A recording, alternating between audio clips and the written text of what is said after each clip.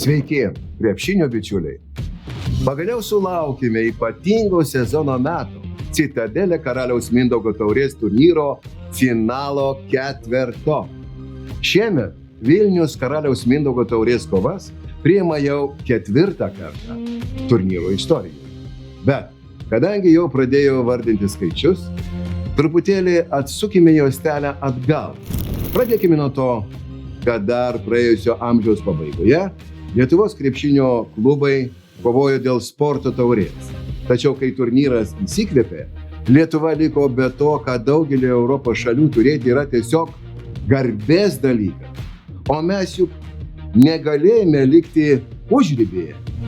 Ne futbolo čia šalis. Galų gale. Nuo 2006 iki 2007 metų Lietuvos krepšinio federacija atnaujino taurės varžybų turnyrą, bet galiausiai nuo 2015 iki 2016 metų sezono teisę organizuoti šias varžybas suteikė Lietuvos krepšinio lygai. Būtent nuo šio sezono turnyras buvo pavadintas Karaliaus Mindaugo taurės vardu.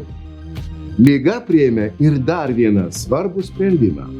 Anksčiau buvusi Lietuvos krepšinio federacijos taurės turnyrą ir LKL žvaigždžių dieną pakeitė vieną ir didelę visą savaitgalį trunkančią krepšinio šventę – Karaliaus Mindaugo taurės turnyru.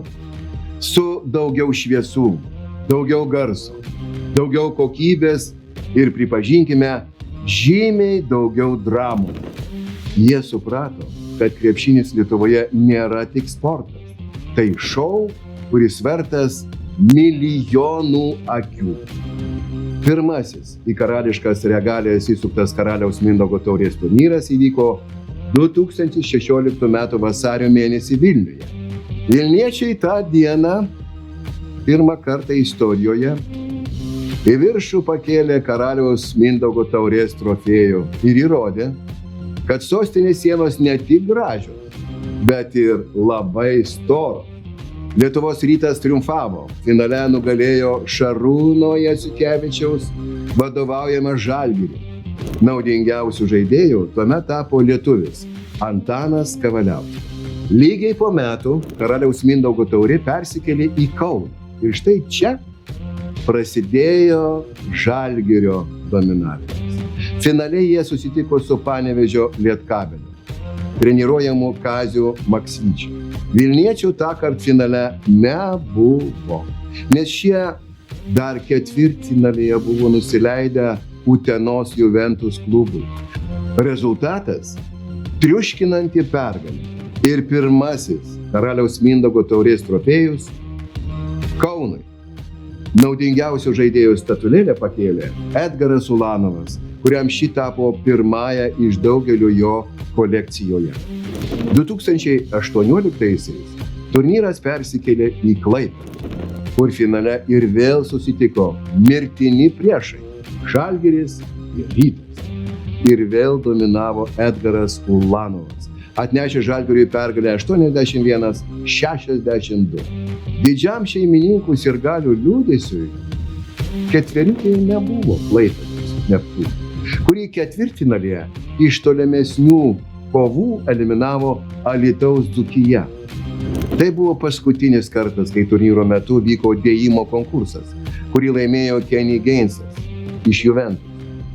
Panašu, kad po jo dėjimų visi kiti suprato, kad geriau jau likti ant žemės, nei bandyti pakartoti tai, kas vyko tą vakarą. 2019 metais Karaliaus Mindaugo taurės turnyras grįžo į Vilnių su nauju formatu. Ketvirtfinaliai vyko dar prieš finalo savaitgalį, o į sostinę pateko tik 4 stipriausios komandos. Finale Žalgiris kovojo prieš Rytą ir pastarieji įrodė, kad Vilnius ne tik dainų, bet ir dramų sostinė. Ilgą laiką pirmavęs Kauno Žalgiris jau beveik jautė trečiojo iš eilės trofėjaus kvapą, bet vos 3 taškų skirtumų Rytas laimėjo rungtynes 70-67. Ir antrą kartą klubo istorijoje iškovojo Karaliaus Mindaugo taurės trofėjai. 2020 metai. Karaliaus Mindaugo taurės finalo ketverto kovos 4 stipriausias turnyro komandas sukvietė į Klaipėdą.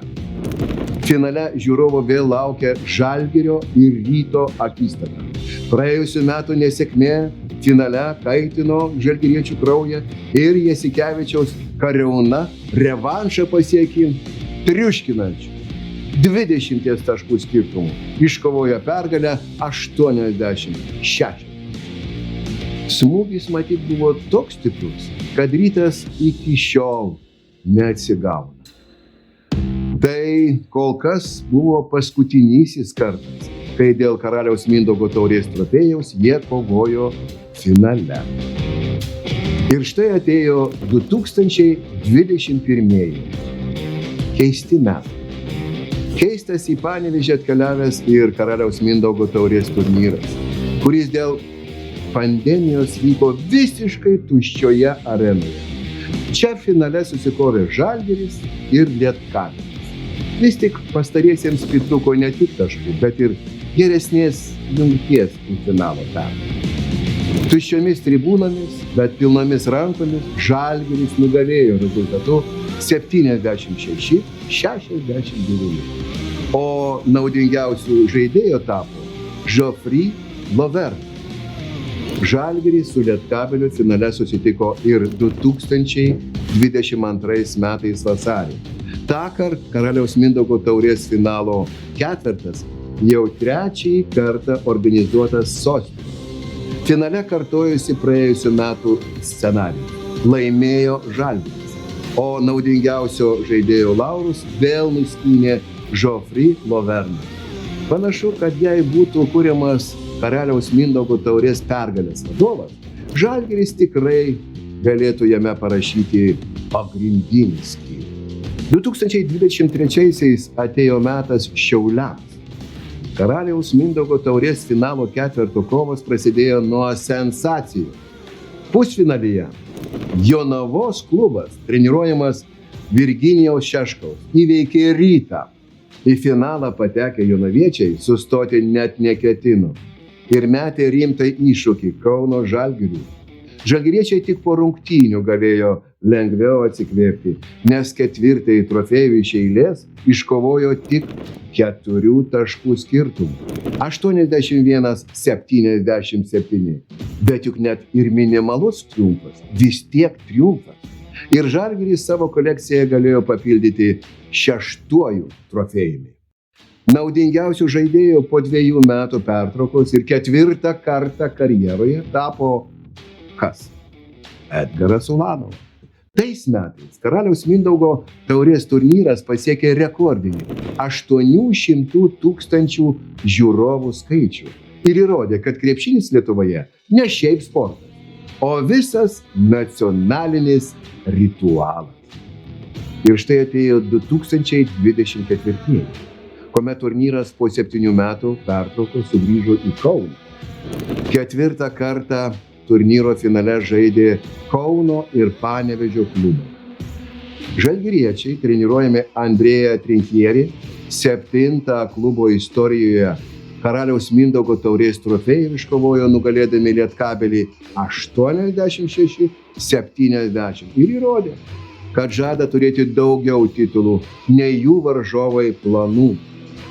Šį kartą naudingiausio žaidėjų trofėjų iš Edgaro Ulanovo perėmė Laurynas Birutis ir visiems priminė, kad net ir titulai kartais ieško šviežių rankų. Ir štai mes čia, 2025 jubiliejinis Karaliaus Mindaugo taurės turnyras. Ir čia vėl norėčiau sugrįžti prie skaičių.